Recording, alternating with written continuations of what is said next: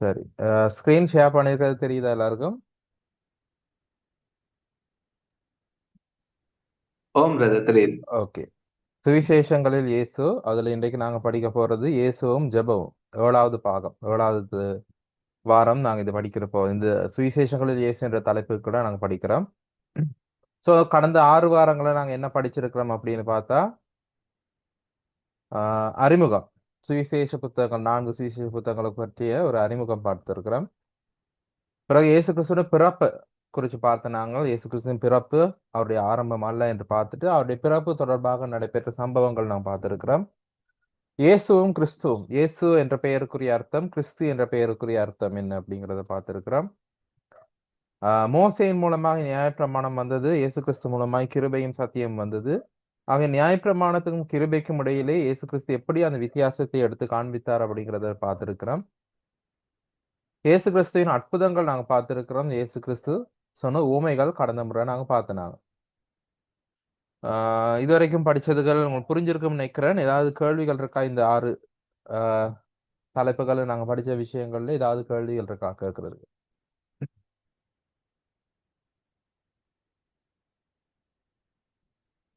சரி, கேள்விகள் எதுவும் இல்லாட்டி இன்றைய நாள்ல நாங்க படிக்க போறது இயேசுவும் ஜெபமும். இது 2 பாகங்களா நான் பிரிச்சிருக்கிறேன். இயேசுவும் ஜெபமும் என்ற தலைப்புக்குள்ள ஒன்று வந்து இயேசு கிறிஸ்து செய்த ஜெபங்கள், சுவிசேஷங்கள் எழுதப்பட்டிருக்கிற விதமாக இயேசு கிறிஸ்து செய்த ஜெபங்கள் எவை அப்படிங்கிறத நாங்க பார்க்க போறோம். இயேசு கிறிஸ்து செய்த ஜெபங்கள் எவை அப்படிங்கிறது அதை நான் ஒரு 8 வகையா பிரிச்சிருக்கிறேன். அதிகாலையில அவருக்கு ஒரு வழக்கம் இருந்தது ஜெபம் பண்றதுக்கு. ஸோ ஜெபம் பண்ணுவதை அவர் வழக்கமாக கொண்டிருந்தார். பெரும்பாலும் அதிகாலையில தனியா போயிட்டு ஜெபிக்கிறது அவருக்கு ஒரு வழக்கமா இருந்தது. அது குறித்த வசனங்கள் நாங்க பார்க்க போறோம். முக்கியமான முடிவுகள் எடுக்கிறதுக்கு முன்பதாக அவர் ஜெபிச்சாரு. அதை குறித்த வசனங்கள் சிலதுகள் நாங்க பார்க்க போறோம். தெய்வீக வெளிப்பாட்டுடன் தொடர்புடைய ஜெபங்கள், அது தெய்வீக வெளிப்பாடு நேர்ந்த சந்தர்ப்பங்கள்ல, நேர வேண்டிய சந்தர்ப்பங்கள்ல அவர் ஜெபிச்சதை நாங்க பார்க்கிறோம். மற்றவர்களுக்காக மற்றவர்களுக்கான பரிந்து பேசும் ஜெபங்கள், மற்றவர்களுக்காக மத்தியஸ்தம் பண்ணி மற்றவர்களுக்காக பரிந்து பேசுற ஜெபங்கள், அற்புதங்கள் செய்வதற்கு முன்பதாக அவர் ஜெபிச்ச ஜெபங்கள் இருக்கு.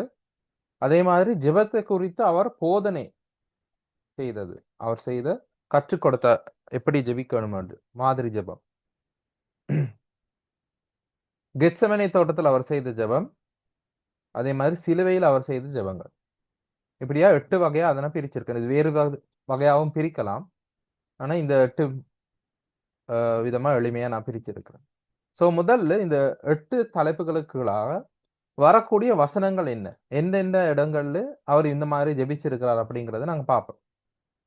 ஸோ அதுக்கு நான் இப்போ ஒரு வேர்ட் ஃபைல் ஷேர் பண்றேன்.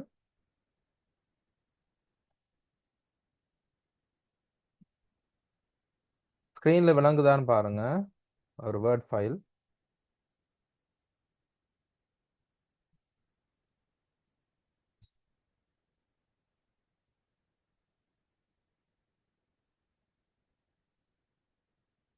Okay,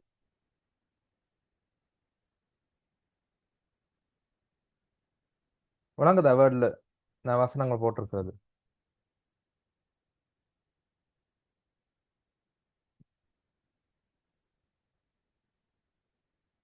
hello.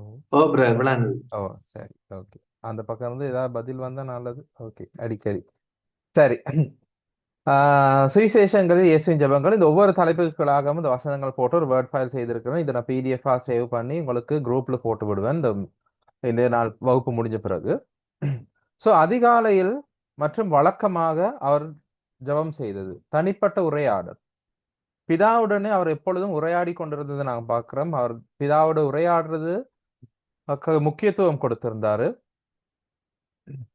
ஸோ மார்க்கு 1:35 அவர் அதிகாலை நேரத்துல தனியா போயிட்டு ஜெபிச்சாரு அப்படிங்கிறத நாங்க பாக்குறோம். மார்க்கு 1:35. இந்த எல்லா வசனமும் பாக்குறதுக்கு நேரம் இல்ல. இந்த பிடிஎஃப் நான் உங்களுக்கு போடுவேன். நீங்க திருப்பி ஒரு வசனமா வீட்டுல இருந்து பாருங்க அடுத்த வாரத்துக்குள்ள. சோ அவர் அதிகாலையில் இருட்டோടെ எழுந்து புறப்பட்டு வனாந்தரமான ஓரிடத்திற்கு போய் அங்கே ஜெபம் பண்ணினார். ஸோ இது அவருக்கு ஒரு வழக்கமா இருந்தது நான் பார்க்கிறோம். ஸோ இந்த மாதிரி பல இடங்கள் அவர் செய்திருக்கிறார்.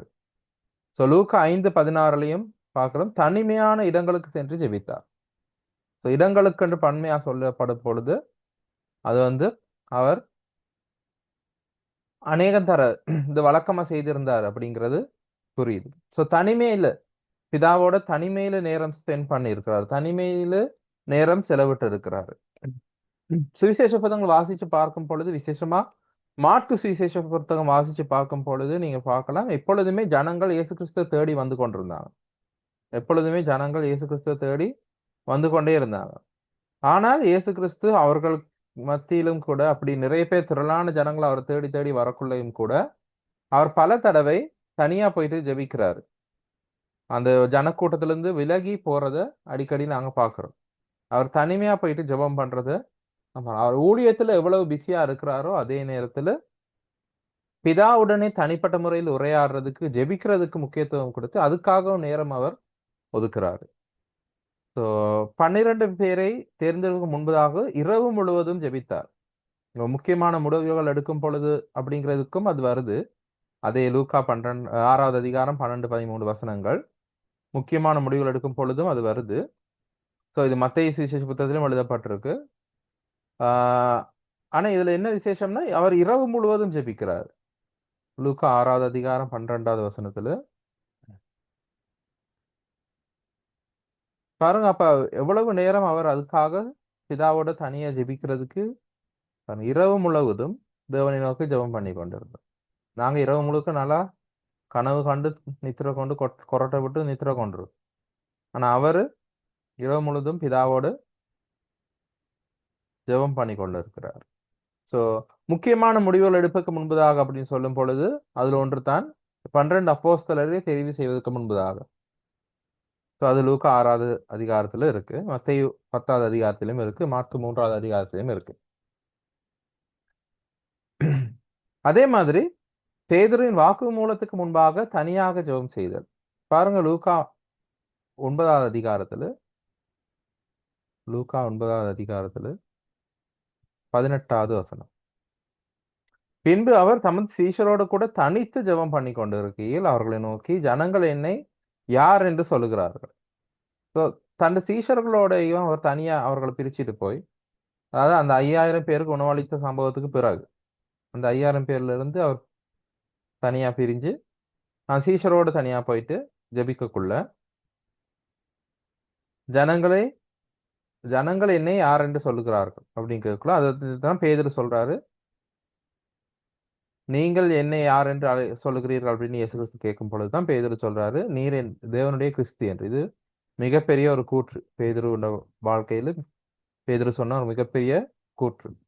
ஸோ அந்த ஒரு முக்கியமான தருணத்துக்கு முன்பதாக சீஷரோட தனியா இருந்து ஜெபிக்கிறத நாங்க பார்க்கிறோம். அதே மாதிரி தெய்வீக வெளிப்பாடு அப்படின்னு சொல்லும் பொழுது மறுரூப காட்சியில், அதாவது லூக்கா 9வது அதிகாரத்திலையும் மத்தேயு 17வது அதிகாரத்திலையும் அது இருக்கு. லூக்கா 9வது அதிகாரத்துல பாத்தீங்கன்னு சொன்னா, இதே அதிகாரத்துல 28வது 29வது வசனங்கள்ல அவர் ஜெபம் பண்ணுகையில் அவருடைய முகரூபம் மாறிச்சு. ஸோ மறுரூப மலையில அவர் போயிட்டு அவர் ஜெபம் பண்ணுகையில் தான் அந்த மறுரூபம் நடக்குது. தேவனின் வெளிப்படுத்தப்பட்ட ஞானத்துக்காக அவர் நன்றி சொல்றாரு. மத்தேயு 11வது அதிகாரத்துல 25-26. இது ரொம்ப முக்கியமான வசனம். இதுக்கு முன்னுக்கு நாங்க பார்த்திருக்கிறோம் ஒரு இடத்துல. மத்தேயு 11வது அதிகாரம் 27வது இதே தலைப்புக்குள்ள பிதாவு குமாரனை அறிகிறவன் பிதாவை அறிகிறான் அப்படிங்கிற தலைப்புக்குள்ள பார்க்கும் பொழுது நாங்க இந்த வசனத்தை பார்த்திருக்கிறோம். ஸோ மத்தேயு 11வது அதிகாரம் 25ல இருந்து பார்க்கும் பொழுது அங்க இயேசு கிறிஸ்து ஒரு ஜெபம் செய்கிறார். அது ஜெபத்துல உண்மையிலே நன்றி செலுத்துகிற ஜெபமா இருக்கு. அந்த சமயத்தில் இயேசு சொன்னது, பிதாவே, வானத்துக்கும் பூமிக்கும் ஆண்டவரே, இவைகளை ஞானிகளுக்கும் கல்விமான்களுக்கும் மறைத்து பாலகருக்கு வெளிப்படுத்தினபடியாலும் உம்மை ஸ்தோத்திரிக்கிறேன். ஆம் பிதாவே, இப்படி செய்வது உம்முடைய திருவுளத்துக்கு பிரியமாயிருந்தது. சகலமும் என் பிதாவினால் எனக்கு ஒப்புக் கொடுக்கப்பட்டிருக்கிறது. பிதா தவிர வேறொருவனும் குமாரனை அறியான், குமாரன் எவனுக்கு அவனை வெளிப்படுத்த சித்தமா இருக்கிறான், அவனும் தவிர வேறொருவனும் பிதாவை அறியான். ஸோ 25 26வது வசனங்கள் இதே வசனம் இதே மாதிரி கொஞ்சம் வித்தியாசமா லூக்கா 10வது அதிகாரத்திலையும் இருக்கு. ஸோ அதுக்கு ஒரு நன்றி செலுத்தி அந்த ஞானத்தை வெளிப்படுத்தியமைக்கு தேவனுடைய வெளிப்படுத்தப்பட்ட ஞானத்துக்காக நன்றி சொல்லி ஜெபிக்கிறாரு. அடுத்து மற்றவர்களுக்காக பரிந்து பேசும் ஜெபங்கள். இயேசு கிறிஸ்து செய்த மற்றவர்களுக்காக பரிந்து பேசும் ஜெபங்கள். பேதுருடைய விசுவாசத்துக்காக ஜெபிக்கிறாரு. அவனுடைய விசுவாசம் சாத்தான் அவனை புடைக்கிறதுக்காக அனுமதி கேட்டுக்கொண்ட பொழுது லூக்கா 22வது அதிகாரத்துல இந்த வசனங்கள் வேதத்தை படிக்கிறவங்களுக்கு இந்த வசனங்களை பார்த்த உடனே என்ன சம்பவம்னு ஞாபகம் வரணும். லூக்கா 22:31 இல்லையா? சீமோனே சீமோனே, இதோ கோதுமை போல சுலகினால் புடைக்கிறதற்கு சாத்தான் உங்களை புடைக்கிறதற்கு உத்தரவு கேட்டுக்கொண்டான். நானும் உன் விசுவாசம் ஒளிந்து போகாதபடி உனக்காக வேண்டிக் கொண்டேன். இப்ப இயேசு கிறிஸ்து இந்த மத்தியஸ்த ஜெபம் செய்யறாரு. நாங்க எபிரேய புத்தகத்தில் இயேசு அப்படிங்கிறத படிக்கும் பொழுது எபிரேய புத்தகத்தில் இயேசு அப்படிங்கிறத படிக்கும் பொழுது இயேசு கிறிஸ்துடைய ஒரு அம்சமாக இயேசு கிறிஸ்துடைய நிகழ்கால ஊழியம் இயேசு கிறிஸ்துவ நிகழ்கால ஊழியமாக அவருடைய பிரதான ஆசாரியத்துவ ஊழியம் இருக்கு. ஸோ அதை குறித்து நாங்கள் படிப்போம். ஸோ அதுல ஒரு பாகம் தான் இது. அவர் எங்களுக்காக பரிந்து பேசு. ஒரு பக்கம் சாத்தானைகளை குற்றப்படுத்தும்படியாக தேவனிடத்துல முறையிடுகிற நேரத்துல எங்களுக்கு சார்பா எங்களுக்காக பரிந்து பேசுகிற ஊழியத்துல இயேசு கிறிஸ்து ஈடுபட்டிருக்கிறாரு. பேதுருக்காக அன்றைக்கு பரிந்து பேசி செய்த ஜெபம் ஒன்று தான் இது. இந்த யோவான் 17வது அதிகாரம் தான். யோவான் 17வது அதிகாரம் நீங்க கட்டாயம் வாசிச்சு பாருங்க. இயேசு கிறிஸ்து செய்த ஜெபங்கள்லயே எழுதப்பட்டிருக்க ஜெபங்கள், இயேசு கிறிஸ்து செய்த ஜெபங்கள்ல எழுதப்பட்டிருக்கும் ஜெபங்கள்ல மிக நீளமான ஜெபமாக எழுதப்பட்டிருப்பது யோவான் 17வது அதிகாரம் தான். யோவான் 17வது அதிகாரம் தான். நீங்க இப்ப இரவு முழுத்து ஜெபிச்சாருன்னா அவ்வளத்தையும் வேதத்தில் எழுத முடியாது. ஸோ அது ஒரு இரவு முழுக்க ஜெபிச்சது ஒரு மிக நீள ஜெபமாக சொல்லலாம். 40 நாள் ஜெபிச்சிருக்கிறாரு சோதனை பொழுது உபவாசம் இருந்து. ஸோ அதையும் சொல்லலாம். ஆனா எழுதப்பட்ட ஜெபங்கள்னு பார்க்கும் பொழுது இந்த யோவான் 17வது அதிகாரம் தான் மிக நீளமான ஜெபமாக கருதப்படுது. அது 3 பாகங்களா பிரிக்கலாம்.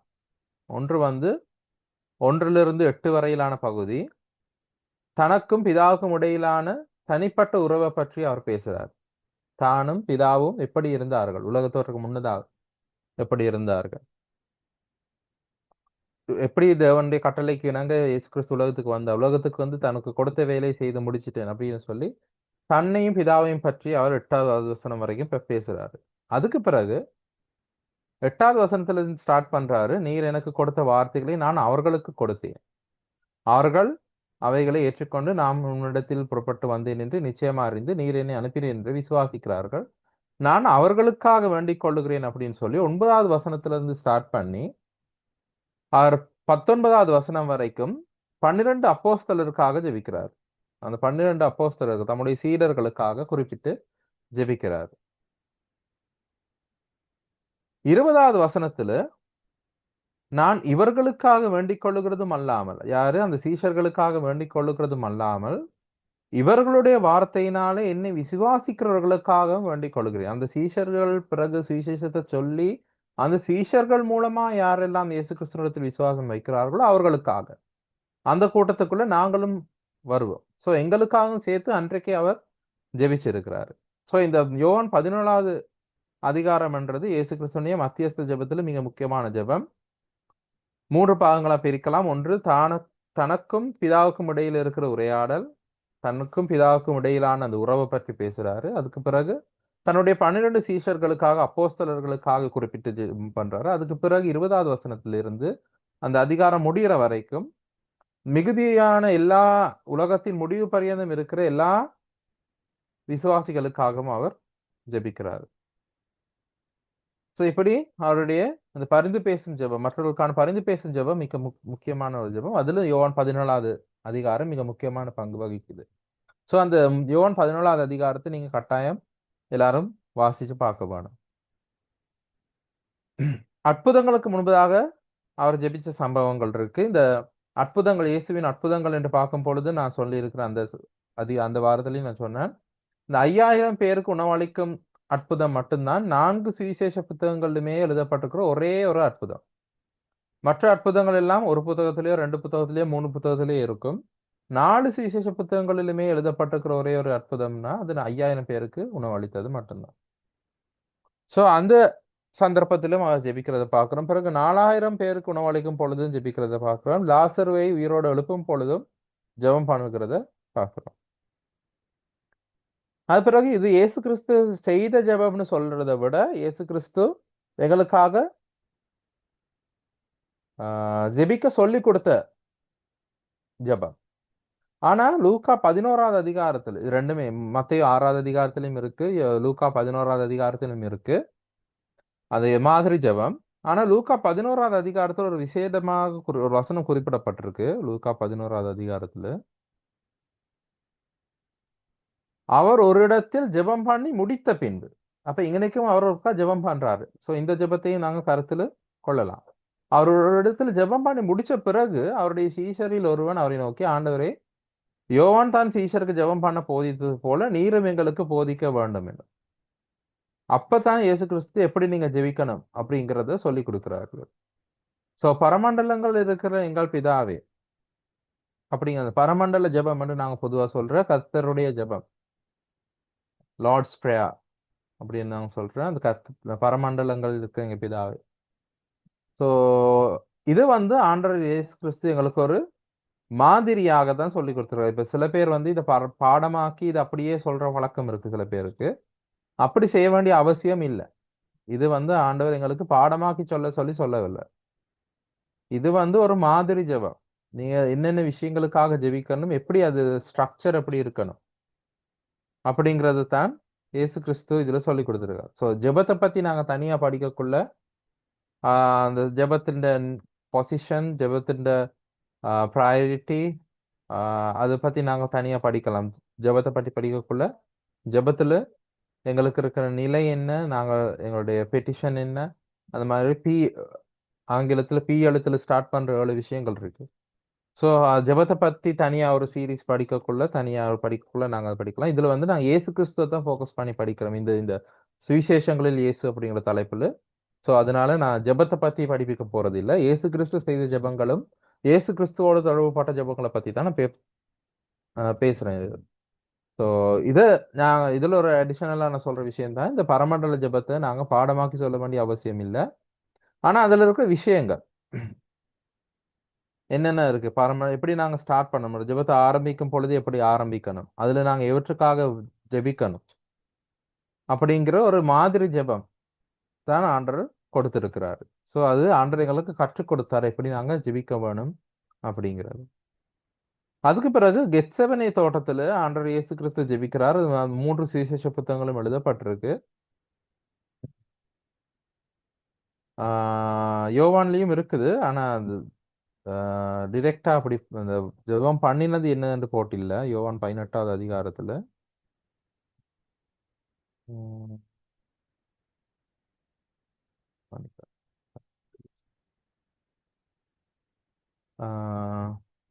தோட்டம் இருந்தது, அதில் அவர் பிரவேசித்தார்கள், அங்கே யூதாஸ்காரியன் வந்தான் அப்படின்னு தான் போட்டிருக்கு. ஸோ அவர் ஜெபிச்சது இந்த 3 புத்தகங்களும் எழுதப்பட்டிருக்கு. அவர் முக்கியமா அங்க ஜெபிச்சது எங்களுக்கு எல்லாம் தெரியும். அவர் எதுக்காக ஜெபிச்சாரு, என் சித்தத்தின் படியெல்லாம் முடி சித்தப்படி ஆக கடவுது, மரணத்துக்கு ஏதுவான என் ஆத்மா மரணத்துக்கு ஏதான துக்கம் கொண்டு இருக்கிறது, இந்த பாத்திரம் என்னை விட்டு நீங்க கூடுமானால் நீங்களும் படி செய்யும் அப்படின்னு சொல்லி 3 முறை ஜெபிக்கிறத நாங்க பாக்குறோம். அந்த 3 முறையும் சீஷர்கள் தூங்கி கொண்டு இருக்கிறாங்க. அப்பொழுது அவர் சொல்றாரு, அதை நம்ம பிறகு பார்ப்போம், விழித்திருங்கள் அப்படின்னு சொல்லி சொல்றாரு. ஸோ அதை குறித்து நாங்க பிறகு பார்ப்போம். ஸோ கெத்செமனே தோட்டத்தில் அவர் செய்த ஒரு ஜெபம். அது தவிர சிலுவையில் அவர் செய்த 3 ஜெபங்கள். சிலுவையில் அவர் செய்த 3 ஜெபங்கள். சிலுவையில் அவர் 7 வாக்கியங்கள் பேசினதாக சொல்லப்படுது. அந்த 7 வாக்கியங்கள்ல 3 வாக்கியங்கள் ஜெபங்கள். முதலாவதா, பிதாவே இவர்களை மன்னியும், இவர்கள் செய்கிறது என்னதென்று அறியாமல் செய்கிறார்கள், இவர்களுக்கு மன்னியும். என் தேவனே என் தேவனே ஏன் என்னை கைவிட்டீர். இது அவர் அந்த 7 வாக்கியங்கள் 4வது.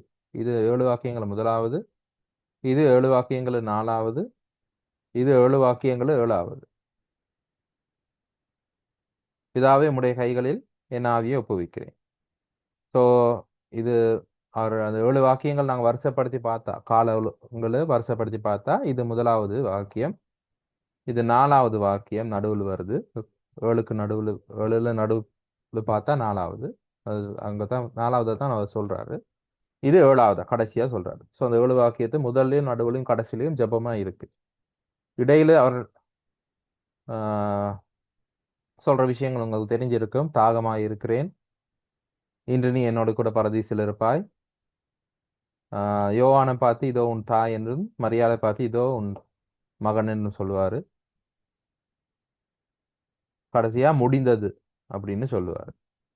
ஸோ இந்த மாதிரி அந்த 4 வாக்கியங்கள் அது ஜெபங்கள் அல்ல.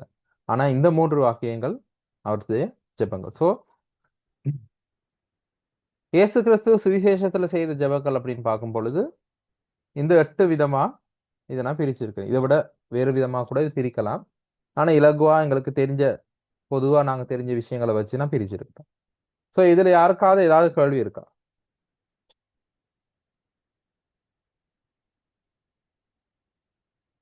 விசேஷங்கள் இயேசு கிறிஸ்து செய்த ஜெபங்கள். ஸோ அந்த டாக்குமெண்ட்டை நான் உங்களுக்கு அனுப்புறேன். கட்டாயமா எல்லாரும் அந்த வசனங்களை திருப்பி பாருங்க.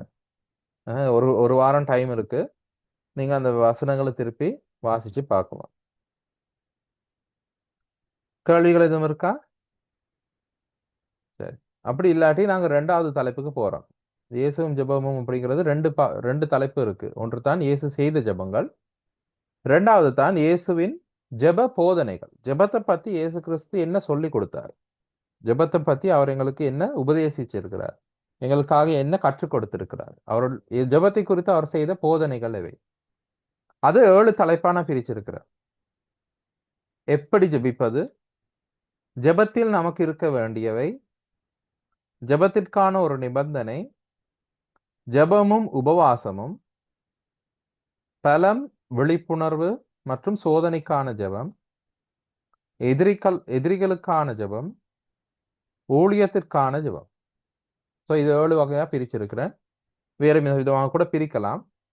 இதுல கடைசி 3ஐயும் சேர்த்து ஒரு விஷயமா கூட சொல்லலாம். பலம், விழிப்புணர்வு, சோதனைக்கான ஜெபத்தையும், எதிரிகளுக்கான ஜெபம், ஊழியத்துக்கான ஜெபம், இது 3ஐ சேர்த்து ஒரு தலைப்புக்குள்ள கூட கொண்டு வரலாம். ஸோ உங்களுக்கு விருப்பமானபடி அதை பிரிச்சு கொள்ளலாம். ஆனா இப்படி படிச்சா நல்லா இருக்கும்னு தோணுனபடியா நான் இப்படி வச்சிருக்கேன். ஸோ இதை குறித்து இன்னொரு டாக்குமெண்ட் இருக்கு, அதை நான் இப்ப ஷேர் பண்றேன் உங்களுக்கு. அதுல வசனங்கள் இருக்கு இந்த 7 விஷயங்கள் தொடர்பாக. நாங்க அந்த டாக்குமெண்ட்டையும் நான் உங்களுக்கு இப்ப ஓபன் பண்ணி காட்டுறேன்.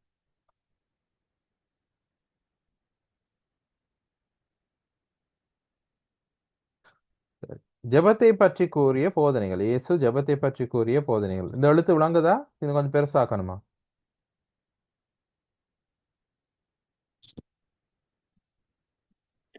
விளங்குது பிரதர். ஓகே. விளங்குது. ஓகே. ஸோ எப்படி ஜெபிக்க வேணும் அப்படின்னு இயேசு கிறிஸ்து சொல்லி கொடுத்திருக்கிறாரு.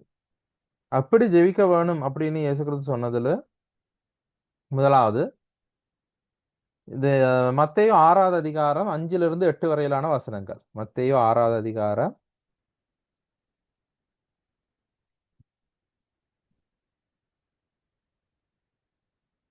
5லிருந்து 8 வரையிலான வசனங்கள். அன்றியும் நீ ஜெபம் பண்ணும் போது மாயக்காரரை போல இருக்க வேண்டாம். முதல்ல எப்படி செய்யணும்னு சொல்றதுக்கு முதல்ல ஆண்டவர் சொல்றாரு எப்படி செய்யக்கூடாதுன்னு. மனுஷர் காணும் பணியாக அவர்கள் ஜெப ஆலயங்களிலும் வீதிகளின் சந்திகளில் நின்று ஜெபம் பண்ண விரும்புகிறார்கள். அவர்கள் தங்கள் பலனை அடைந்து தீர்ந்தது என்று மெய்யாக உங்களுக்கு சொல்லுகிறேன். நீயோ ஜெபம் பண்ணும் போது உன் அறை வீட்டுக்குள் பிரவேசித்து உன் கதவை பூட்டி அந்தரங்கத்தில் இருக்கிற உன் பிதாவை நோக்கி ஜெபம் பண்ணு. அப்பொழுது அந்தரங்கத்தில் பார்க்கிற உன் பிதா வெளியரங்கமா உனக்கு பலன் அளிப்பார். அன்றியும் நீங்கள் ஜெபம் பண்ணும் போது அஞ்ஞானிகளைப் போல வீண் வார்த்தைகளை அளப்பாதேயுங்கள். அவர்கள் அதிக வசனிப்பினால் தங்கள் ஜெபம் கேட்கப்படும் என்று நினைக்கிறார். அவர்களைப் போல நீங்கள் செய்யாதிருங்கள். உங்கள் பிதாவை நோக்கி நீங்கள் வேண்டிக் கொள்ளுகிறதுக்கு முன்னமே உங்களுக்கு இன்னது தேவை என்று அவர் அறிந்திருக்கிறார். நீங்கள் ஜெபம் பண்ண வேண்டிய விதமாவது அப்படின்னு தான் மிச்சத்தை அவர் அந்த மாதிரி ஜெபத்தை அவர் சொல்றாரு. ஸோ இதுல முக்கியமா நாங்க பார்க்கறது மாய்மாலமான ஜெபம் செய்யக்கூடாது, வீண் வார்த்தைகள் யூஸ் பண்ணக்கூடாது, திரும்ப திரும்ப சொல்லுதல் தேவை இல்லை. ஒரே வசனத்தை திரும்ப திரும்ப திரும்ப திரும்ப சொல்லுதல் அவசியம் இல்லை. ஏன்னா நாங்கள் சொல்றதுக்கு முன்னுக்கே எங்களுக்கு என்ன தேவைன்றது அப்படி தெரியும். சிலர் கேட்கலாம், அப்படின்னா நாங்க இதுக்காக ஜெபம் பண்ணணும். ஆனா ஆண்டவர் விருப்பப்படுறாரு. எங்களோட விசுவாசத்தை சில நேரத்துல சோதிக்கிறதுக்காகவும் சில நேரத்துல ஆண்டவர் விருப்பப்படுறாரு. நாங்க வாய் திறந்து எங்களை வாயால கேட்போம். அதே மாதிரி நாங்க கேட்கக்குள்ளதான் எங்களுக்கு என்ன தேவைங்கிறத நாங்க சரியா புரிஞ்சு கொள்றோம். ஸோ இந்த மாதிரி பல விஷயங்கள் இருக்கு நாங்க ஜெபம் பண்றதுல. அது ஜெபத்தை பத்தி படிக்கக்குள்ள நாங்க தனியா படிக்கலாம். ஆனா சிம்பிளா ஜெபிக்க வேண்டியது அவசியம். ஸோ ஆனா எப்படி ஜெபிக்க கூடாதுன்றது மத்தேயு 6வது அதிகாரத்தில் தெளிவா சொல்லியிருக்கிறாரு. மாய்மாலக்காரர் போல மற்றவங்களுக்கு முன்னாடி மட்டும் ஜெபிக்கிறவர்களா இருக்கக்கூடாது. வீண் வார்த்தைகள் சொல்ல தேவையில்லை. அழகான வசனங்கள், ரைமிங்கா, எதுகை மோனையோட வசனங்கள் நாங்கள் தேட தேவையில்லை. திரும்ப திரும்ப அந்த வசனங்கள் சொல்லி கொண்டிருக்க தேவையில்லை. எங்களோட வாய்ஸ் மாடுலேஷன், இப்போ சில பேர் ஜெபம் பண்ணக்குள்ள என்று கதைக்கிற குரல் அமைப்புக்கும் ஜெபம் பண்ணுகிற குரல் அமைப்புக்கும் சில வித்தியாசங்கள் இருக்கு. சில பண்ணும் பொழுது என்ன, சில ஜெபிக்கும் பொழுது சிலர் பாட்டு பாடுற மாதிரி ஜெபிப்பாங்க, சிலர் ஏதோ உணர்ச்சி பூர்வமா ஜெபிப்பாங்க. அப்படியெல்லாம் செய்ய தேவையில்லை. உங்க மனசுல என்ன இருக்குதோ அதை நீங்க ஆண்டவர்கிட்ட சொல்றீங்க, அவ்வளவுதான். அதுதான் ஜெபம். நான் எப்படி உங்களோட கதைக்கிறேனோ அதே மாதிரி நாங்க ஆண்டவரோட கதைக்கிறது தான் ஜெபம். ஸோ அது மாய்மாலக்காரர் போல வீண் வார்த்தைகள் எல்லாம் சொல்லிக்கொண்டு திரும்ப திரும்ப செய்ய தேவையில்லை. ஸோ எப்படி ஜெபிக்கணும்ன்றது கர்த்தர் மாதிரி ஜெபம் எங்களுக்கு கொடுத்திருக்கிறாரு. பரமண்டல ஜெபம் எங்களுக்கு தெரியும். அது பாடமாக்கி வைக்கிறது தப்பு இல்லை, நல்லது. ஆனா பாடமாக்கி அதை ஒரு நாளும் சொல்ல வேண்டிய அவசியம் இல்லை. பிதாவிடம் தனிப்பட்ட முறையில ஜெபிக்க சொல்றாரு. இப்ப சில நேரம் ஜெபிக்கக்குள்ள மற்றவங்களை திருப்திப்படுத்துறதுக்காக, இல்லாட்டி மற்றவங்களுக்கு ஒரு சொல்லுவாங்க ஹிண்ட் அடிக்கிறதுன்னு சொல்லி மற்றவங்களுக்கு குத்தி காட்டுறதுக்காக, இல்லாட்டி நேரடியா சொல்ல முடியாததுகளை ஜெபம் பண்றன்ற பெயர்ல சொல்றதுக்காக, அப்படி உள்நோக்கங்களை வைத்துக்கொண்டு செய்ய தேவையில்லை. நாங்க செய்யற ஜெபம் பிதாவின் இடத்துல நாங்க செய்யற ஜெபமா இருக்க வேண்டும். ஸோ நாங்க நல்லா ஞாபகம் வச்சுக்கொள்ளுங்க. எனக்கு ஞாபகப்படுத்துங்க.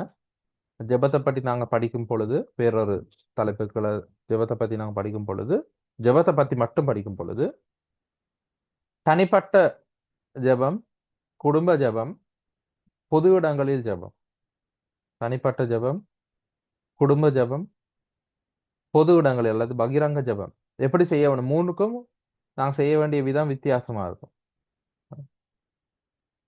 ஸோ அதுகளை பத்தி எல்லாம் நாங்க ஜெபத்தை பத்தி மட்டும் படிக்கக்குள்ள படிக்கலாம். ஸோ இப்போதைக்கு இந்த இயேசு கிறிஸ்து சொல்லிய போதனைகள்ல இருந்து நாங்க எளிமையா பிதாவின் இடத்துல நாங்க ஜெபிக்கிறோம்ன்றதை மனசுல வச்சுக்கொள்ளணும். ஜெபிக்கும் பொழுது நான் பிதாவை நோக்கி பேசுகிறேன் அப்படிங்கிறத மனசுல வச்சுக்கொள்ள வேணும். இன்னொரு விஷயம், மத்தேயு 6வது அதிகாரத்துல இந்த மாதிரி ஜெபத்துல இயேசு கிறிஸ்து எங்களுக்கு சொல்லி கொடுத்தது, உன் பிதாவை நோக்கி ஜெபம் பண்ணு, உன் பிதாவை நோக்கி ஜெபம் பண்ணு, பரமண்டலங்கள் இருக்கிற எங்கள் பிதாவே அப்படின்னு தான் அவர் சொல்றாரு. ஸோ நாங்க ஜெபிக்க வேண்டியது பிதாவுக்கு, இயேசு கிறிஸ்துவுக்கோ பரிசுத்த ஆவியானவருக்கோ அல்ல. நாங்க கேட்க வேண்டியது, ஏதாவது ஜெபிக்க வேண்டியது பிதாவினிடத்துல தான் கேட்க வேணும், பிதாவுக்கு தான் ஜெபிக்க வேணும். ஆனா பரிசுத்த ஆவியானவர் உதவியோட இயேசு கிறிஸ்துவோட நாமத்தினால நாங்க பிதாவினிடத்துல கேட்கிறோம். அதுதான் முறை. பரிசுத்த ஆவியானுடைய உதவியோட இயேசு கிறிஸ்துவனுடைய நாமத்தால, அதாவது இயேசு கிறிஸ்துவின் நாமத்தால்னு சொன்னா இயேசு கிறிஸ்துடைய அதிகாரத்தால. எனக்கு இயேசு கிறிஸ்துவ தெரியும், இயேசு கிறிஸ்து மூலமா எனக்கு பிதாவினிடத்திலே சேர்கிறதுக்கான அனுமதி இருக்கிறது. ஆகவே அந்த இயேசு கிறிஸ்து எனக்கு கொடுத்திருக்கிற அந்த அதிகாரத்தை கொண்டு தான் நான் பிதாவினிடத்துல சேர்கிறேன். அதான் இயேசு கிறிஸ்துவின் நாமத்தினால் ஜெபிக்கிறது. கடைசியில நான் இயேசுவின் நாமத்தினாலே அப்படின்னு சொல்றதுனால மட்டும் அந்த ஜெபம் எடுப்பட போறது இல்லை. முதல்ல இயேசு யாருன்னு எனக்கு தெரிஞ்சிருக்கணும். இயேசுவோட அந்த அனுமதி எனக்கு இருக்க வேணும். பிதாவினிடத்துல சேர்றதுக்கான அனுமதி எனக்கு கிடைச்சிருக்கணும். ஸோ அந்த அதிகாரம் எனக்கு இயேசு கிறிஸ்துவ இடத்துல இருந்து கிடைச்சிருக்க வேணும். ஸோ இயேசு கிறிஸ்துவோட நாமத்தினால் அவருடைய அதிகாரத்தை கொண்டு நான் பிதாவினிடத்துல ஜெபிக்கிறேன் என்றதுதான் அதோட அர்த்தம். ஸோ பரிசுத்த ஆவியானுடைய உதவியோட இயேசு கிறிஸ்துவின் நாமத்தினாலே நாங்கள் பிதாவினிடத்தில் ஜெபிக்க வேணும். ஸோ பிதாவினிடத்துல தான் கேட்கறத கேட்கணும். பரிசுத்த ஆவிகிட்டயோ இயேசு கிறிஸ்தையோ கேட்கறது இல்லை. ஸோ அது ஒரு அடிஷனல் நோட்டா குறிச்சு வச்சுக்கணும். சரி, ஜெபத்தில் நமக்கு இருக்க வேண்டியவை, நாங்கள் ஜெபிக்கும் பொழுது நமக்கு இருக்க வேண்டியவை எவை? உங்களுக்கு தெரியும், லூக்கா 18வது அதிகாரத்துல ஒரு ஊமை கதை இருக்கு. பரிசேயனுக்கும் வரி வசூலிப்பன் ஆயக்காரனுக்கும் இடையிலான ஒரு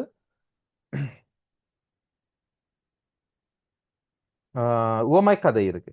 அதுல அந்த வரி வசூலிப்பவனை பத்தி தான் ஆண்டவர் சொல்றாரு. அவன் அல்ல, பரிசேயன் அல்ல, வரி வசூலிப்பவன் தான் நீதிமானாக்கப்பட்டு திரும்ப வீட்டுக்கு போகிறான். அப்ப இயேசு கிறிஸ்து ஜெபம் பண்ணும் பொழுது எங்கள்கிட்ட எதிர்பார்க்கிறது மனத்தாழ்மை. முதலாவது விஷயம், முதலாவது நாங்கள் தேவனிடத்தில் சேரும் பொழுது மனத்தாழ்மை உள்ளவர்களாக போகணும். எங்களை ஜெபம் செய்யும் பொழுது நாங்கள் தாழ்மை உள்ளவர்களாக செய்ய வேணும். எப்பொழுதுமே ஞாபகம் வச்சுக்கொள்ள வேணும், பெருமைக்கு ஆண்டவர் எதிர்த்து நிற்கிறார். பைபிள் டைரக்டா சொல்லியிருக்கு. ஸோ பெருமை உள்ளவர்களுக்கு தேவன் எதிர்த்து நிற்கிறார். ஸோ தேவன் எதிர்த்து நிற்கிறார் என்று சொன்னா அது ரொம்ப பயங்கரமான ஒரு விஷயம். ஸோ தேவனை எதிர்த்து கொண்டு எங்களால் எதுவும் செய்ய முடியாது. ஸோ அதனால ஜெபத்தில் முக்கியமானது மனத்தாழ்மை எங்களுக்கு இருக்க வேணும். அதுக்கு அந்த உவமையை ஆண்டவர் சொல்றாரு. அதே மாதிரி ஜெபத்தில் எங்களுக்கு விடாமுயற்சி இருக்க வேணும். பெர்சிவியரன்ஸ், விடாமுயற்சி. அதுக்கு 3 வசனங்கள். ஒன்று மத்தேயு 7:7, நல்லா தெரிஞ்ச வசனம். யாருக்காவது மனப்பாடமா சொல்ல முடியுமா?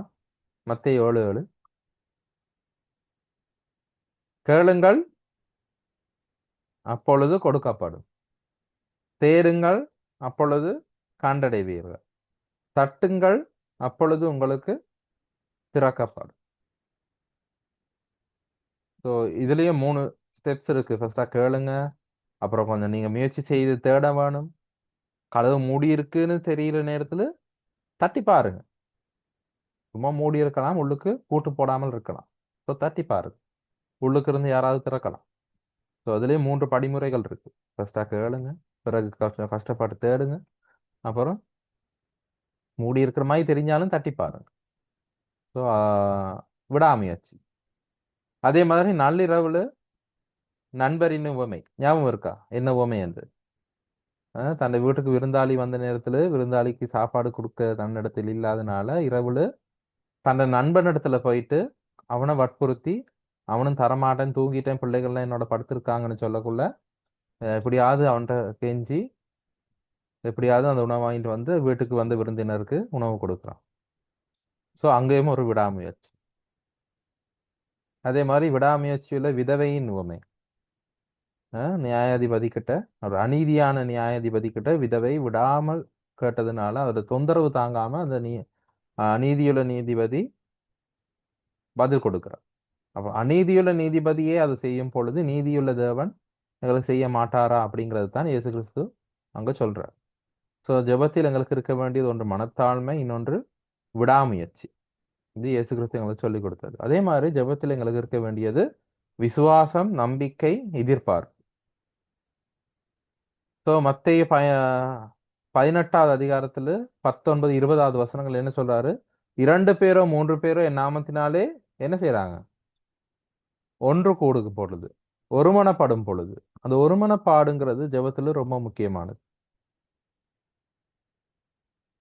எங்கே கூடியிருக்கிறார்களோ 2 பேராவது 3 பேராவது என் நாமத்தினாலே எங்கே கூடியிருக்கிறார்கள்.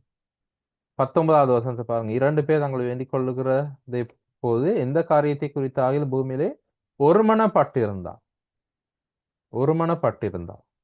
சோ ஜெபத்தின் பொழுது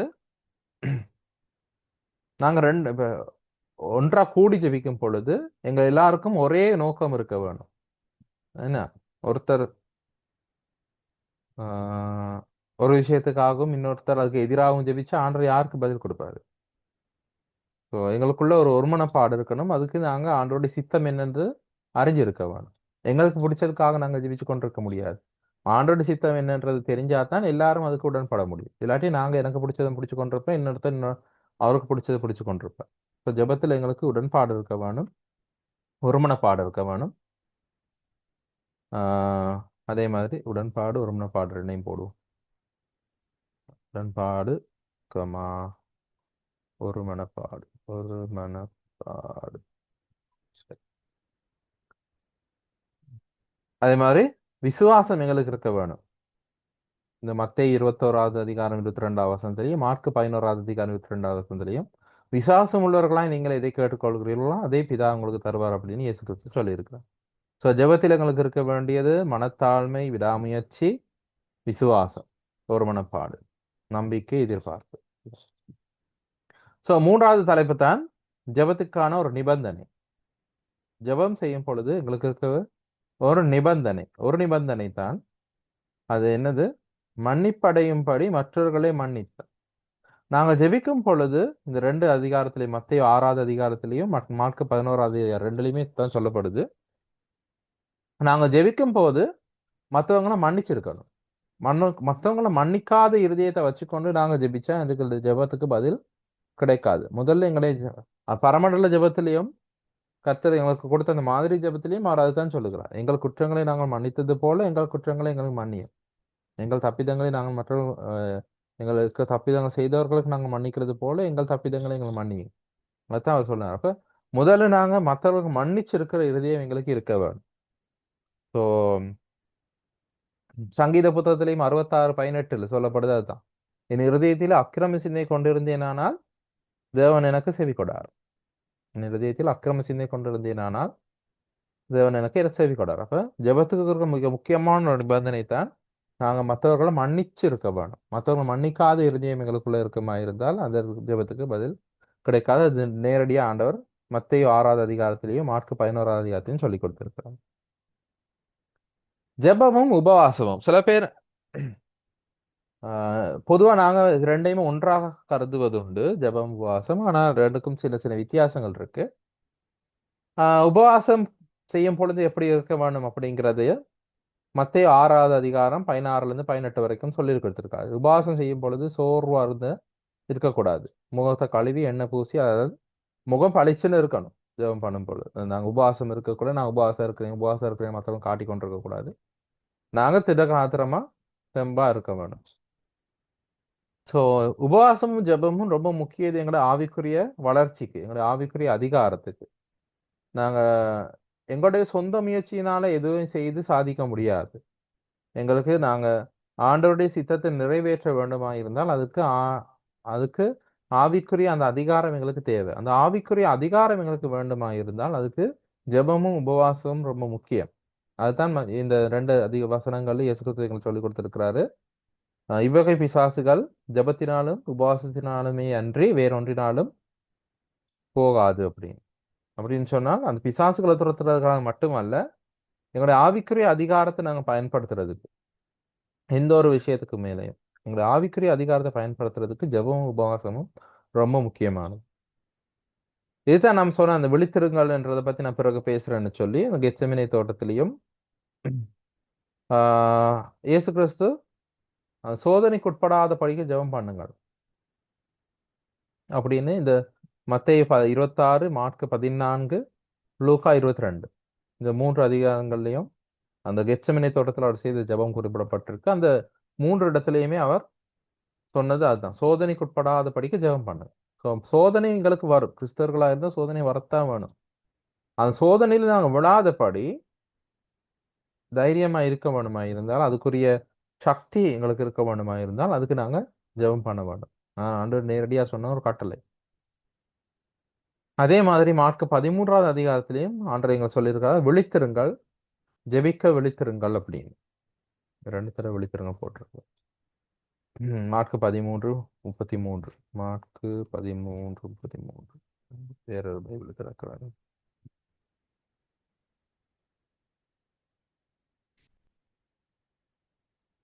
மார்க்கு 13:33 விழித்திருந்து ஜெபம்.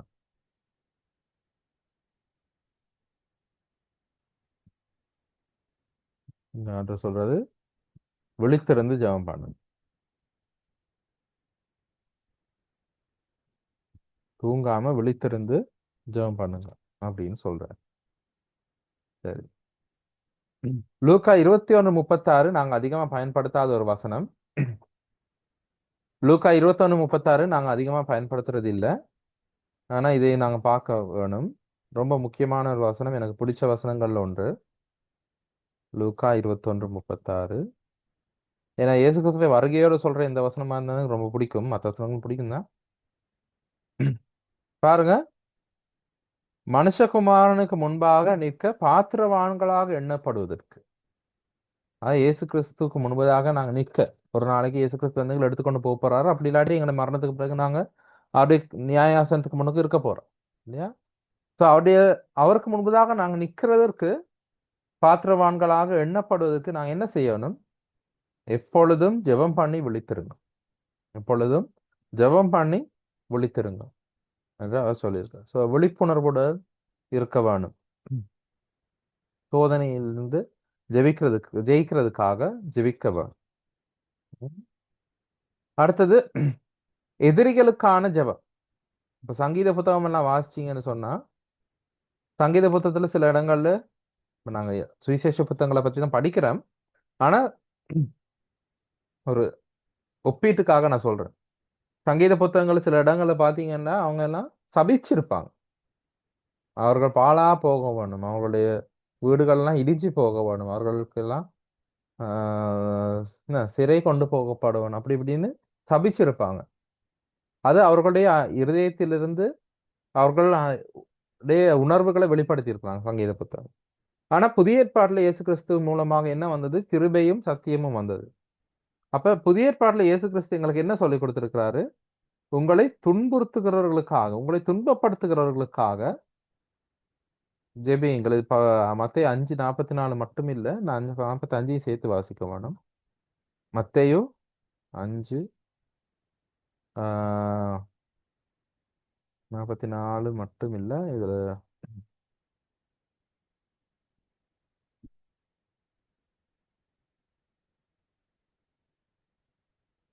45 44. ஓகே. உங்களை பகைக்கிறவர்களுக்காக நன்மை செய்யும், உங்களை நிந்திக்கிறவர்களுக்காகவும் உங்களை துன்பப்படுத்துகிறவர்களுக்காகவும் ஜெபம் பண்ணு. உங்களை நிந்திக்கிறவர்களுக்காக, உங்களை துன்பப்படுத்துகிறவர்களுக்காக ஜெபம் பண்ணத்தான் சொல்லியிருக்கு இல்லையா? அவங்களுக்கு சபிக்கிறதோ, அவர்களுக்கு நாசம் வரணும்னு, அவர்களுக்கு தீமை வரணும்னு ஜெபிக்கிறது இல்லை. அவர்கள் தீமை வரணும்னு ஜெபிக்கிறது இல்லை. உங்களை துன்பப்படுத்துகிறவர்களுக்காக ஜெபம் பண்ணுங்கன்னு சொன்னா, அவர்கள் அழிஞ்சு போகணும், நாசமா போகணும்ன்றதுக்காக ஜெபிக்கிறது இல்லை. புதிய ஏற்பாட்டுல கிறிஸ்து எங்களுக்கு கொடுத்திருக்கிறது கிறிஸ்துவின் உள்ளம், மன்னிக்கிற இருதயம், கிருபை. உங்கள் சத்துருக்களை சிநேகியுங்கள், உங்களை சபிக்கிறவர்களை ஆசீர்வதியுங்கள், உங்களை பகைக்கிறவர்களுக்கு நன்மை செய்யுங்கள். இந்த பின்னணியில தான் அவர் சொல்றாரு. அப்படி சொல்ற ஆண்டவர் உங்கள் துன்பப்படுத்துவர்களுக்காக ஜெபம் பண்ணுங்கன்னா அவங்க நாசமா போறதுக்காக ஜெபம் பண்ணுங்கன்னு சொல்ல மாட்டார். அவருடைய இருதயத்தை நீங்க புரிஞ்சு கொள்ளணும். ஆண்டவருடைய இருதயத்தை, கிறிஸ்து இயேசுவிலிருந்த சிந்தையே உங்களில் இருக்க கடவுள். அவருடைய இருதயத்தை நீங்க புரிஞ்சுக்கொள்ளும். உங்களை துன்பப்படுத்துகிறவர்களுக்காக ஜெபம் பண்ணுங்கள் அப்படின்னு சொன்னா, அவர்களுடைய நன்மைக்காக ஜெபம் பண்ணுங்க, அவருடைய ரட்சிப்புக்காக, அவர்களுடைய மனம் திரும்புதலுக்காக ஜெபம் பண்ணுங்க. அதுதான் ஆண்டவர் எங்களுக்கு கற்றுக் கொடுங்க. அப்ப எதிரிகளுக்காக ஜெபிக்கும் பொழுது அதுதான். அடுத்தது ஊழியத்துக்கான ஜெபம். நாங்க செய்கிற ஊழியத்துக்கான ஜெபம். அறுவடைக்கு ஆட்கள் தேவை என்று ஜெபியுங்கள் அப்படின்னு இந்த 2 புத்தகத்திலையும் சொல்லியிருக்கிறாரு. மத்தேயு 9ஆம் அதிகாரத்திலும் லூக்கா 10ஆம் அதிகாரம் 2லயுமே சொல்லியிருக்காரு. அறுவடைக்கு வேலையாட்கள் தேவைன்னு ஜெபியுங்க. அறுவடை இருக்கு. யோவான் 4ஆவது அதிகாரத்துல அதான் சொன்னாரு. இன்னும் 4 மாசம் போகும்னு சொல்றீங்களே, இப்பவே பாருங்க, கண்களை திறந்து பாருங்க, இப்பவே அறுவடை வந்துருச்சு அப்படின்னு சொல்றாரு. நாங்க நினைச்சு கொண்டிருக்கிறோம் அறுவடை இல்லை. அறுவடை இருக்கு, அதுக்கு வேலையாட்கள் தேவை. நிறைய அதுக்கு நாங்களே போறதா இல்லாட்டி நாங்க மற்றவர்களை ஊக்கப்படுத்தி அனுப்புறதா அப்படிங்கிறது ஆண்டோட கையில தான் இருக்கு. அந்த வேலையாட்களை அப்பாயிண்ட் பண்றது அறுப்புக்கு எஜமானுடைய வேலை. அதுக்கு நாங்க ஜெபம் பண்ணுவோம் ஆண்டோடத்துல. ஆண்டோடத்துல ஜெபம் பண்ண சொல்லி அவரே சொல்லி இருக்கிறாரு. அறுவடைக்கு வேலையாட்களை அனுப்பும்படி அறுப்புக்கு எஜமானிடத்தில் வேண்டிக் கொள்ளுங்க. அந்த எஜமானிடத்துல ஜெபிக்க சொல்லி, ஊழியத்துக்காக ஜெபிக்க சொல்லி சொல்லிட்டார். இப்படியாக நான் அதை கேட்டகரைஸ் பண்ணி இந்த வசனங்கள் இந்த டாக்குமெண்ட்டையும் நான் உங்களுக்கு போட்டு விடுறேன். இயேசு எங்களுக்கு போதிச்ச ஜெப போதனைகள், ஜெபத்தை குறித்து ஆண்டவர் எங்களுக்கு போதிச்ச விஷயம். சோ சுவிசேஷ புத்தகங்கள் இருந்து மட்டும்தான் நான் இந்த வசனங்களை எடுத்திருக்கிறோம். பொதுவா ஜெபத்தை பத்தி படிக்கிறதா இருந்தா நாங்க மொத்த வேதாகமத்திலையும் இருக்கிற எல்லா ஜெபங்களையும் எடுத்து ஜெபங்களை பத்தி கொடுக்கப்படுகிற அறிவுகளை எல்லாம் சேர்த்து நாங்க ஜெபத்தை பத்தி படிக்கலாம். ஆனா இப்ப ரோமர் புத்தகத்துல எல்லாம், எபிரேயர் புத்தகத்துல, எபேசியர் புத்தகத்துல, யாக்கோபு புத்தகத்துல எல்லாம் ஜெபத்தை பத்தி எவ்வளவு சொல்லி இருக்கு. பழைய ஏற்பாடுல எல்லாம் இவ்வளவு உதாரணங்கள் இருக்கு. அதெல்லாம் சேர்த்து நாங்க ஜெபத்தை பத்தி தனியா படிக்கலாம். ஆனா இப்போதைக்கு நாங்க எங்களோட நோக்கம் அது இல்லை. எங்களோட நோக்கம் சுவிசேஷங்களில் இயேசு. சோ இயேசுவை மையப்படுத்தி சார்ந்த விஷயங்கள் தான் நாங்க படிச்சு கொண்டு வரோம். ஸோ அதுல ரெண்டு தலைப்புக்கெல்லாம் நாங்க பார்த்திருக்கிறோம். ஒன்று இயேசு செய்த ஜெபங்கள், அடுத்தது இயேசு எங்களுக்கு ஜெபத்தை பற்றி கற்றுக் கொடுத்த போதனைகள். யாருக்காவது புரியாத விஷயம் ஏதாவது இருக்கா? ஆஹ் திரும்ப சொல்ல வேண்டிய விஷயம் ஏதாவது இருக்கா? ஏதாவது கேள்வி இருக்கா?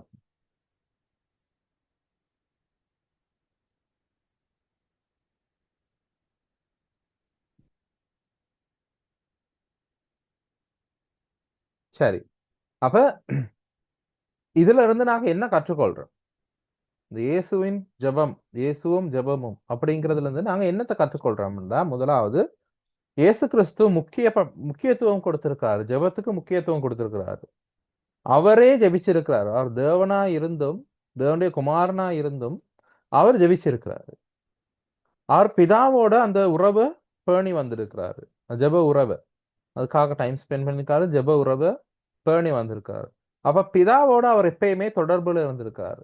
அப்ப இயேசுவும் ஜெபமும் நாங்க படிக்கும் பொழுது முக்கியமா நாங்க மனதில் வச்சுக்கொள்ள வேண்டிய விஷயம்தான், இயேசு செய்த ஜெபங்களை நாங்க பார்க்கும் பொழுது இயேசு பிதாவோடு எப்பொழுதும் உறவுல இருந்திருக்கார். எப்பயுமே தொடர்புல இருந்திருக்கிறார். சோ பிதாவின் சித்தத்தை செய்யவே நான் வந்தேன் அப்படின்றத இயேசு கிறிஸ்து தெளிவா சொல்லியிருக்கிறார். அதை நாங்க பார்த்திருக்கிறோம். இயேசு கிறிஸ்து ஏன் இந்த உலகத்துக்கு வந்தார் அப்படிங்கறத பார்க்கும் பொழுது நாங்க பார்த்திருக்கிறோம். சோ பிதாவின் சித்தத்தை செய்யவே வந்தேன் அப்படின்னு. சோ தான் சுயமா எதுவும் செய்யவில்லை அப்படிங்கிறதையும் அவர் சொல்லியிருக்கிறார். சோ எப்பயுமே பிதாவோட இயேசு கிறிஸ்துவுக்கு இருந்த தொடர்பு தான் இந்த இயேசுவின் ஜெபங்கள் எங்களுக்கு எடுத்து காட்டுது. பிதாவோட அவருக்கு இருந்த தொடர்பு, இயேசு கிறிஸ்துவுக்கும் பிதாவுக்கும் இருந்த தொடர்பு தான் இந்த இயேசுவும் ஜெபமும் அப்படிங்கிற தலைப்பு எங்களுக்கு கற்றுத்தருது. ஆமாவா இல்லையா? இல்லையா? இயேசுவின் ஜெபங்கள் எங்களுக்கு கற்றுத்தர முக்கிய பாடம் வந்து பிதாவுக்கும் இயேசுவுக்கும் இடையில இருந்த தொடர்பு. ஸோ அதுல இருந்து தான் நாங்க இப்ப அடுத்த வாரத்துக்கான தலைப்பை செலக்ட் பண்ணியிருக்கிறோம். ஸோ பிதாவுக்கும் இயேசுவுக்கும் இருந்த தொடர்பை நாங்க இயேசு செய்த ஜெபங்கள் வாயிலாக நாங்க கற்றுக்கொள்ளுகிறோம். ஸோ அதனால தான் நான் சொன்னேன், இந்த வசனங்களை திருப்பி இந்த இயேசு கிறிஸ்து ஜெபங்கள் நான் அந்த பட்டியல் தரும் பொழுது நான் அந்த டாக்குமெண்ட் குரூப்புக்கு போட்டேன். அந்த வசனங்கள் ஒவ்வொன்றையும் வாசிச்சு பாருங்க, ரொம்ப முக்கியமானது. ஸோ இயேசு கிறிஸ்துக்கும் பிதாவுக்கும் இருந்த தொடர்பு நாங்க பார்த்துருக்கிறோம். அது ஜெபங்களுக்கு கூடாது. அப்ப அடுத்த வாரம் நாங்க என்ன பார்க்க வேணும்? கெஸ் பண்ணுங்க பார்ப்போம். இயேசு கிறிஸ்துவுக்கும் பரிசுத்த ஆவியானவருக்கும் இடையிலான தொடர்பு. சுவிசேஷங்களிலே இயேசு கிறிஸ்துவ எப்படி பரிசுத்த ஆவியானவரால, இல்லாட்டி பரிசுத்த ஆவியானவர் இயேசு கிறிஸ்துவுக்கு என்னென்ன விஷயங்கள் செய்திருக்கிறார், அவர்களுக்கு இடையில என்னென்ன நடந்தது, அதுதான் நாங்க பார்க்க போறோம். சோ அடுத்த முறை நாங்க பார்க்க போறது இயேசுவும் பரிசுத்த ஆவியானவர் சுவிசேஷ புத்தகங்களுக்குள்ள மட்டும். இப்ப ரோமர் புத்தகம், எபேசியர் புத்தகம் எல்லாம் பாத்தீங்கன்னா பரிசுத்த ஆவியானவர் பத்தி நிறைய சொல்லி இருக்கு. எபிரேயர் புத்தகத்திலையும் சொல்லி இருக்கு. ஸோ அதை பத்தியெல்லாம் இப்ப நாங்க பார்க்க போறது இல்லை. எங்களுடைய நோக்கம் சுவிசேஷ புத்தகங்களுக்குள்ள மட்டும்தான். ஸோ சுவிசேஷ புத்தகங்களுக்குள்ள இந்த பரிசுத்த ஆவியானவருக்கும் இயேசு கிறிஸ்துவும் இடையில எப்படிப்பட்ட உறவு இருந்தது, அவர்கள் இருவருக்கும் இடையில எப்படி இருந்தது, இயேசு கிறிஸ்துவே பரிசுத்த ஆவியானவர் எப்படி நடத்தினார், அல்லது என்ன மாதிரி நடந்துச்சு அவர்கள் ரெண்டு பேருக்கு இடையிலான உறவு, தொடர்பு. அதுதான் நாங்க அடுத்த வாரம் படிக்க போறோம், இயேசுவும் பரிசுத்த ஆவியானவர். ஏதாவது கேள்வி சந்தேகங்கள் இருக்கா? கேட்கலாம்.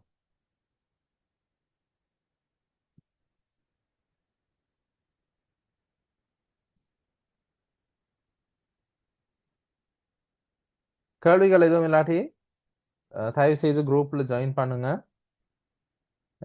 நான் அதுக்கு மட்டும்தான் இந்த டாக்குமெண்ட்ஸ் எல்லாம் போடுறேன், இந்த நோட்டீஸ் அறிவித்தல் எல்லாமே அதில் தான் போடுறேன். தயவு செய்து இந்த ஸ்கேன் பண்ணி அல்லது இந்த லிங்க் கிளிக் பண்ணி, அப்படி இல்லாட்டி இந்த நம்பர் கீழே வரப்பிரசாதன் நம்பர் இருக்கு, அதுக்கு மெசேஜ் பண்ணுங்க, நான் குரூப்ல ஆட் பண்ணி விடுறேன். குரூப்ல ஜாயின் ஆகிக்கொள்ளுங்க, அதில் தான் எல்லா டீட்டெயில்ஸும் நான் போடுறேன்.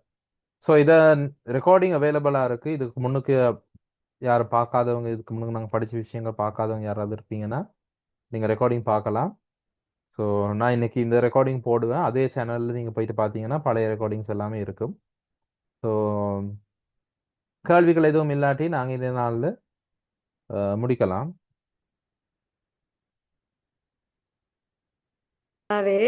ராஜா ஜெபிங்க.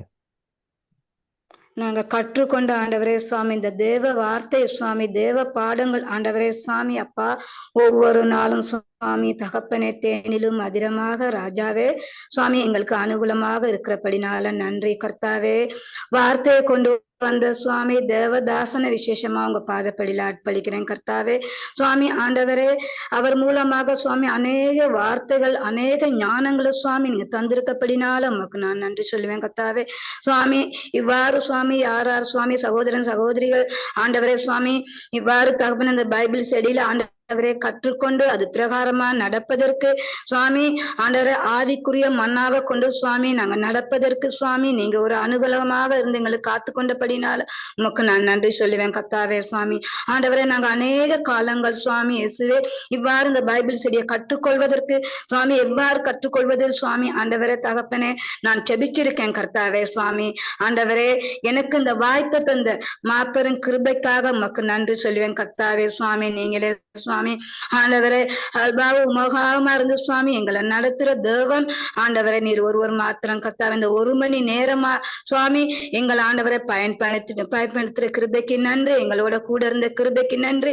இந்த கற்றுக்கொண்ட வார்த்தைகள் சுவாமி அப்பா நாங்க ஏனோ தானோன்னு கற்றுக்கொள்ளாத வண்ணத்துல சுவாமி எங்க ஒரு செவியில் வாங்கி இன்னொரு செவியில விடாத வண்ணத்துல கர்த்தாவே இந்த வார்த்தைகள் ஒன்றொன்றும் சுவாமி ஆண்டவரை தகப்பனே எங்கள் ஆவிக்குரிய மன்னாவை கொண்டு அது பிரகாரமா நடப்பதற்கு எங்களுக்கு அனுகூலமாக சுவாமி நீங்க ஆசீர்வதிக்கிற மாபெரும் கிருபைக்காக நன்றி சொல்லி துதி கன மகிமையில அவங்க ஒருவருக்கே செலுத்தி என்னை தாத்தி செபிக்கிறேன் ஜீவனுள்ள நல்ல பிதாவே. ஆமென்.